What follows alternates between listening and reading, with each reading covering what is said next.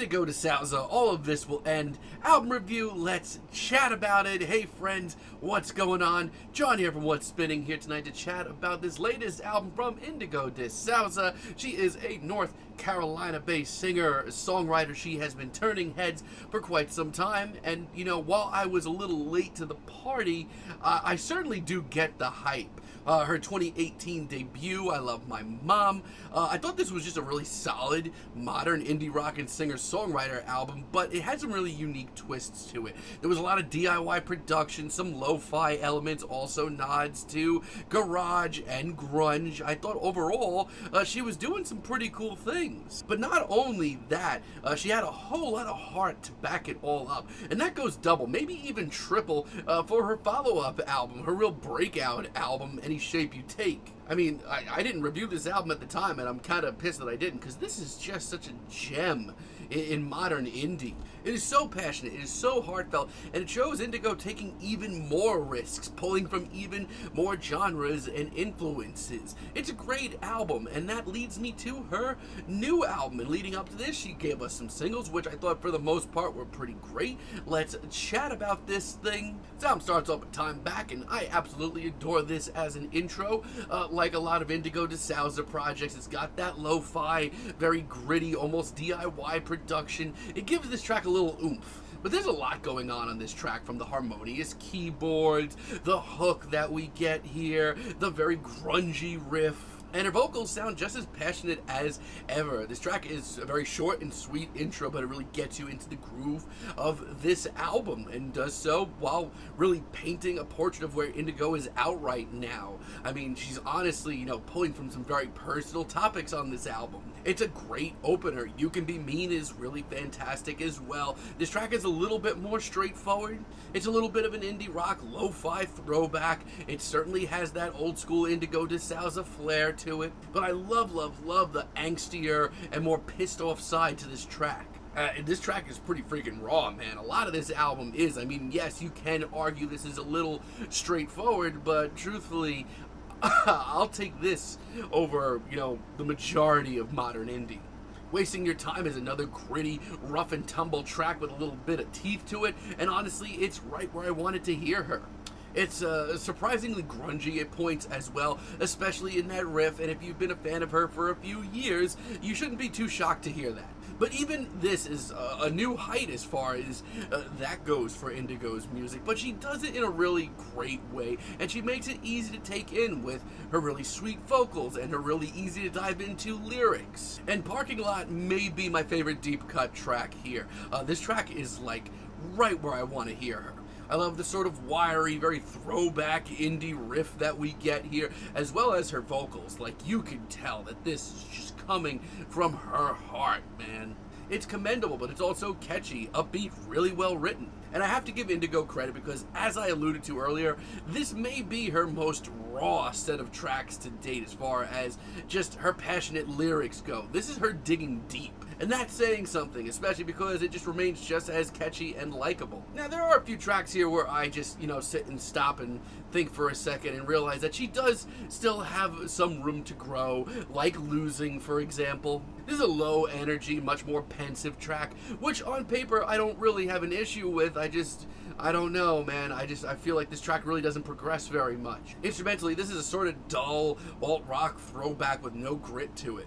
And while Indigo's lyrics here are still a poetic gut punch of beauty, her vocals are not nearly as passionate as other tracks here, and just not feeling it overall. There are just so many better tracks on this album, and as far as the singles go, I thought Smog was by far the worst track that she dropped as a single. It's a little too rough around the edges to me. Like, this track just comes off ugly at times. And the percussion, the drums on this track are just annoying. Even this chorus, in a sea of truly great indie ballads that come right from the heart, it's just not up to snuff. And Not My Body, this track hurts, man. This track really hurts. This is one of the most personal and visually intense tracks on this entire album, and as far as that goes, I've got nothing but great things to say about it. But it's also home to one of Indigo's most awkward performances. As far as like her vocals go, this is just not my cup of tea. She just sounds out of place here, and this is late in the album, and I don't know why she's taking this moment here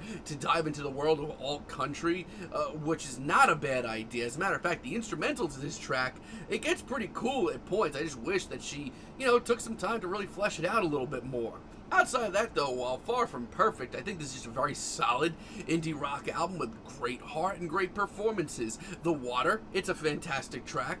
This track is so cool. This is easily the most lo-fi thing here. I mean, this track genuinely had all the right in the world to be a really ugly mess, but it ends up being really whimsical and sweet on the ears. I really love the synths on this track. It's so carefree. It has that free spirit to Indigo's music that I love.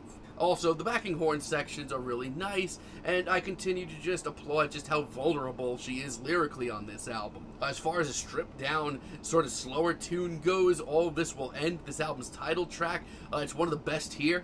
This is a pressure cooker of a tune. This track is a very slow-paced, lo-fi, hazy track. It's laid back, but it's got that heart. It's got that soul. It's got that gut punch, man. This is just another really great indie rock track that helps me escape. Always is a very sleek, very stripped down ballad. One of the best here. It's very different than a lot of what else we're getting on this album, but that's not a bad thing. But it's little details like the scuzzy production and the riff that give this track just a little bit of a bite, even when this track is at its quietest, which is tripled when this track absolutely freaks out. I mean, what even is this track? We are practically getting black metal shrieks from Indigo at points. I love it, though. I mean, it's one of the most explosive tracks here at the end of the day. It's a really unique one, and I'd love to hear more in this vein. And she really does knock it out of the park completely with Younger and Dumber as a finale. This is a really incredible ballad. Not only is it the best ballad on this album, it may be the best one that she's ever put out. I feel like not only is this just such an incredibly personable